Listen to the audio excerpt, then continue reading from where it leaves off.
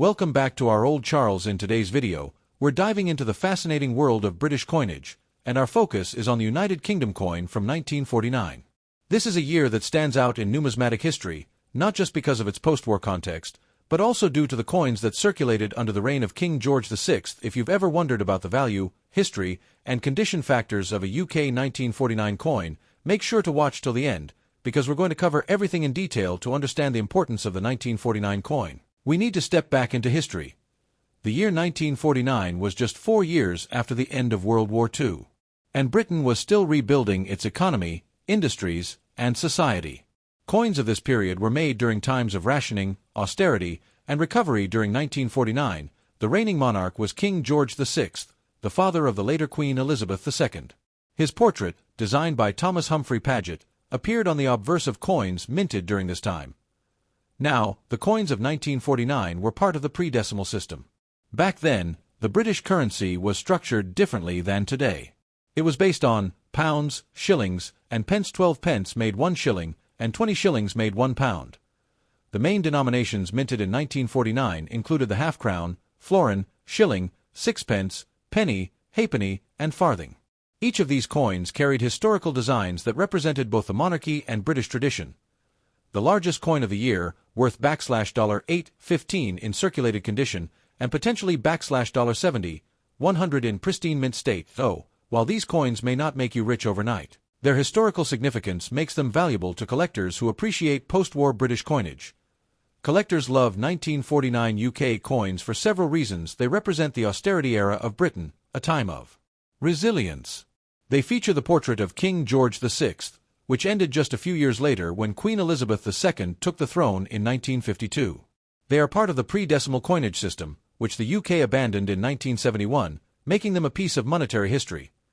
And that wraps up our deep dive into the United Kingdom coins from 1949, their history, condition, and value. So, if you have one of these coins tucked away in an old drawer or passed down from family, take a closer look.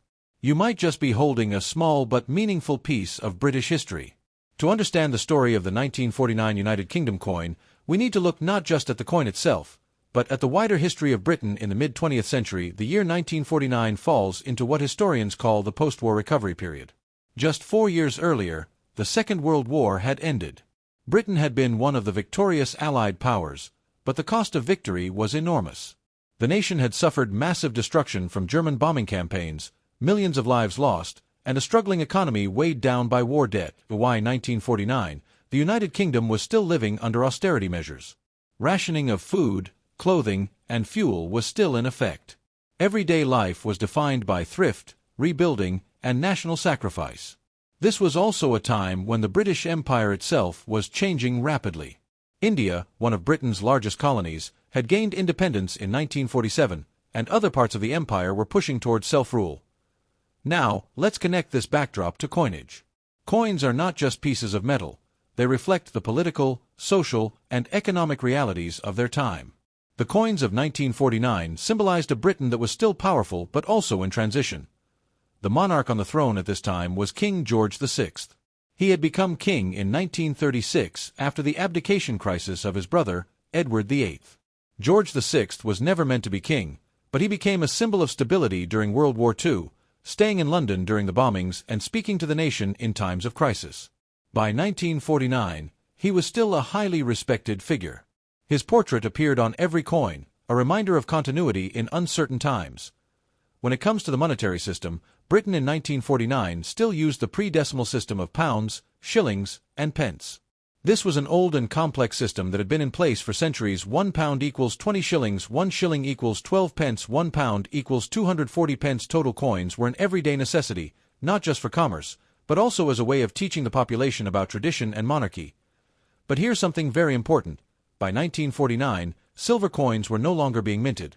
Before World War II, coins like the shilling, florin, and half-crown contained real silver, 92.5% sterling until 1920, and 50% silver until 1946. But after the war, Britain's economy could no longer afford to put precious metal into everyday coins. Starting in 1947, the Royal Mint switched to cupronickel, an alloy of copper and nickel, for its larger denominations. This was a practical decision, showing how financial strain directly impacted coinage. So, The coins of 1949 represent an era when Britain was transitioning from wealth and empire to rebuilding and modern austerity. They were made with cheaper materials, but their designs carried powerful symbols of tradition. Britannia on the penny, a timeless figure of British strength. The crowned royal arms on the half-crown, emphasizing monarchy. The English and Scottish variations on the shilling, reflecting the union of nations. And remember, by the late 1940s, the seeds of change were already being planted for the eventual switch to decimalization. While decimal currency wouldn't come until 1971, discussions about simplifying the coinage system were quietly happening. Collectors today look back at coins from 1949 as part of that final great era of pre-decimal coinage. Finally, there's the international context. In 1949, Britain joined the newly formed NATO, and was also dealing with the devaluation of the pound in September that year. These events shaped the economic life of every citizen, and coins were a daily reminder of those financial realities.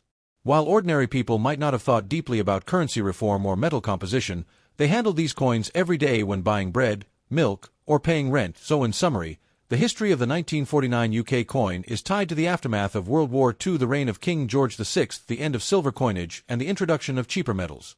The transformation of the British Empire into a Commonwealth.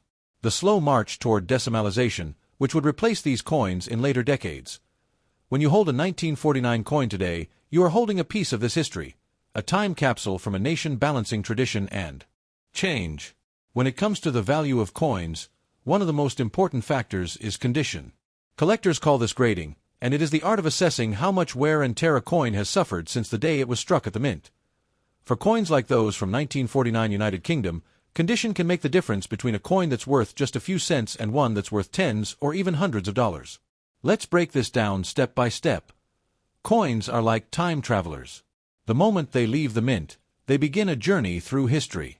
Some coins are tucked away in collections almost immediately, staying pristine for decades. Others pass through thousands of hands, tossed into pockets, purses, and tills, slowly losing their sharp detail. The better the condition, the closer that coin is to how it looked when it was first minted in 1949. Collectors always prefer coins that capture the original detail, the fine lines on King George VI's portrait, the trident of Britannia, or the crowns and shields of the royal arms.